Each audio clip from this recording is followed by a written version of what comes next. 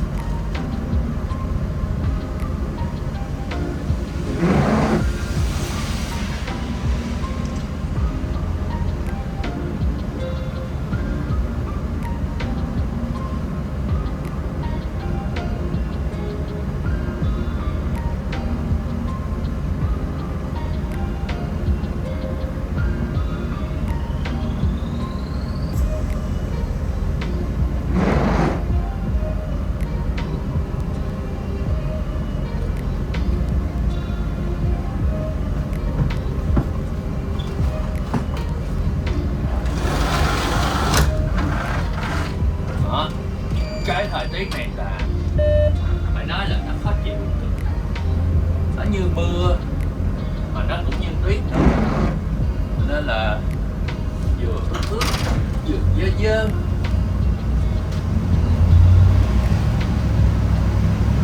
Thì mình là thường đi giao ở vùng ngoại ô, cho nên là mọi người sẽ thấy cái quang cảnh nó khác lạ hơn ở thành thị.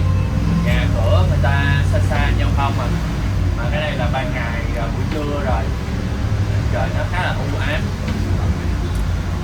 Rồi bây giờ mình đi vô cái khu này.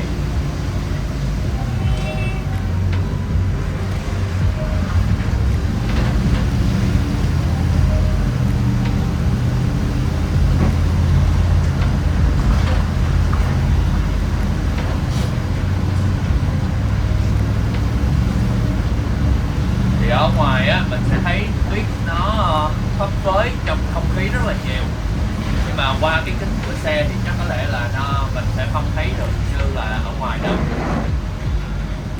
Ngoài nó lất phất nhìn đẹp lắm. Rồi bây giờ tới nhà kế tiếp đó, cái nhà bên tay phải màu vàng kìa.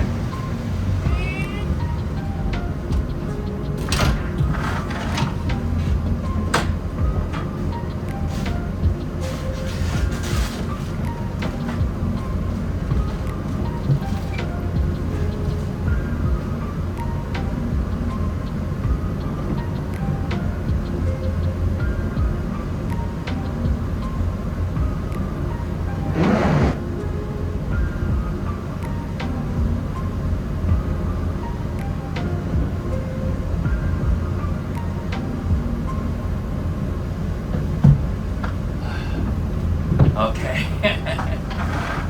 Đi ra cái thôi là người đầy tuyết à.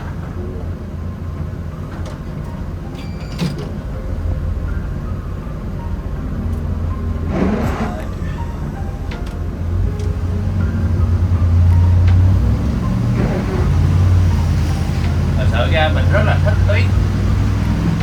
Thì lúc trước mình có làm một cái video khi mà tuyết nó lớn hơn như thế này, là mình đi vô trong một cái rừng mà trong đó nó đã lắm, hoang sơ, không có ai hết trơn.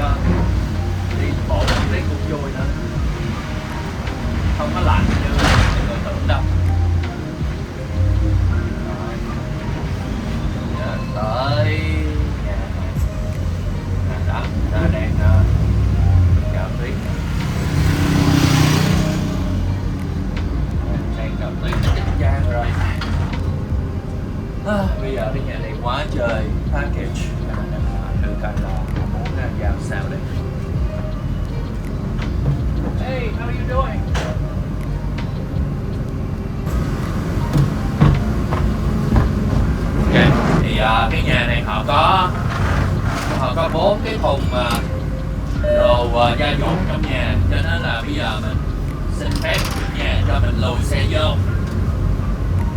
Chứ giờ này mà đi kéo mấy cái đo thì là cái đo đẩy hàng mệt lắm.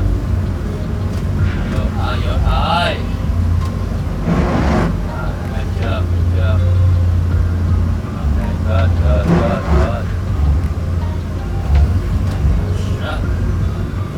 Work.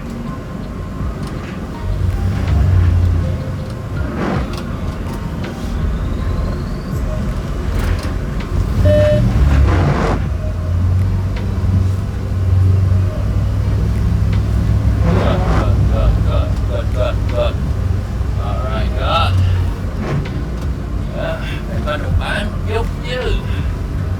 Rồi, vô. Ok. Đó, rồi gần đây có thể dolly. Mình sẽ vô garage luôn. Qua cái garage vừa trời ta nó ướt.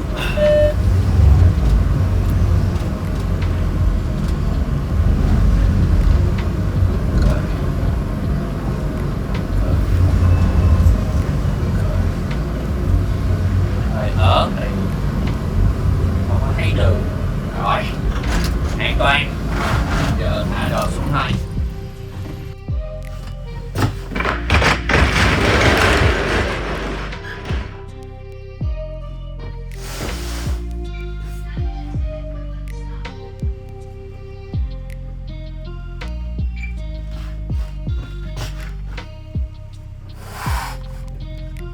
Bây giờ mình sẽ lùi cái xe xích vô một chút nữa.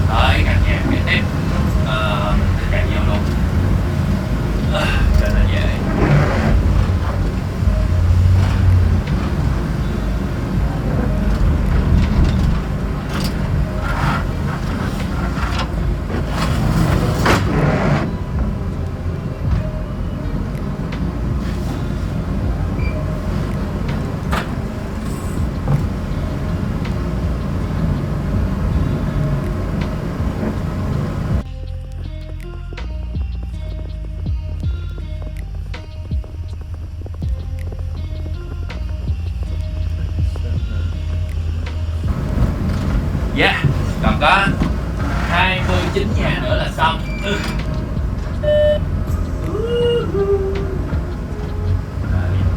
Ơi lời lời rồi ra mình cái đèn cho người phía sau đi.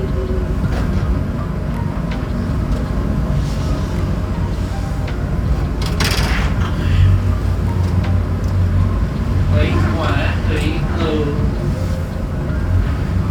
rồi qua điểm X đóng cửa lại.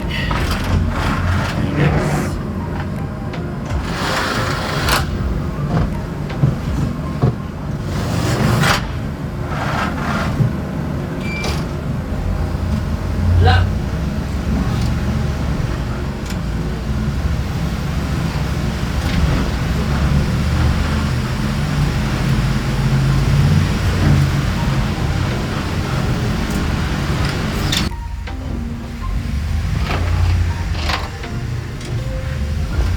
giờ thì Tiến cũng không có xe nhiều nên nó đỡ, chỉ có 3 và package.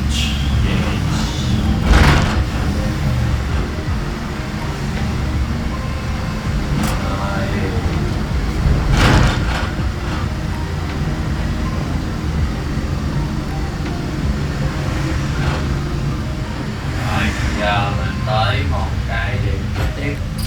Cái đường này nó hơi hoang nha, đường này hơi hoang nha. Này mọi người nhìn đây, đó vì nó không có cái nó không có ai dọn hết, người ta chưa có dọn. Mọi người nhìn thấy cái khúc như này đó. Rất là tệ. Thôi chậm chậm chậm chậm thôi. Bị cái đặt số 10 số 10.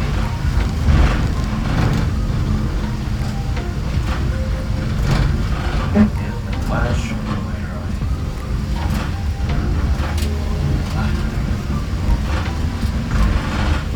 Cái tuyến nó che luôn số cái số luôn.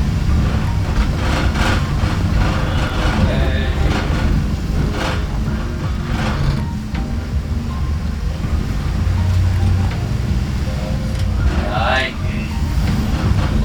chơi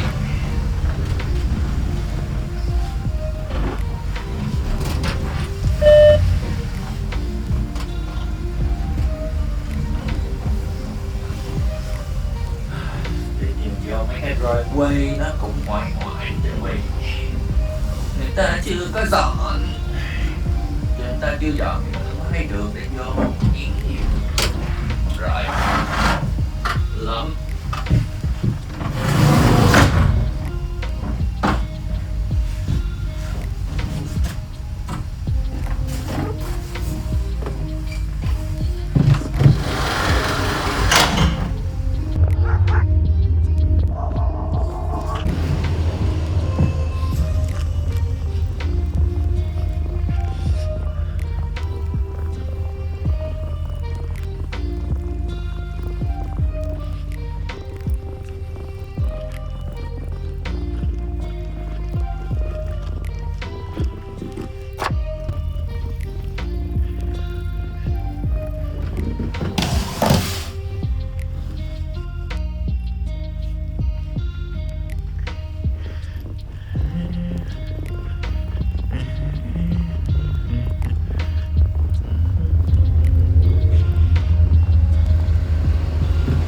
Ok, bây giờ mình đã chỉ còn có 1 2 nữa là xong. Quá quải luôn. Để cho mọi người nhìn nè, dưới rất là nhiều tiếng nha, đường rất là xấu rồi. Thì nãy giờ khoảng 1 tiếng mình không quay phim thì mình cũng tập trung chạy xe, vì cái thời tiết này đường nó nguy hiểm lắm, chạy xe ở đây không sợ nữa. Nên bây giờ mình chỉ còn có 2 stop nữa là xong rồi. Chắc 3 giờ xong. Quá mạnh. Ok, keep going.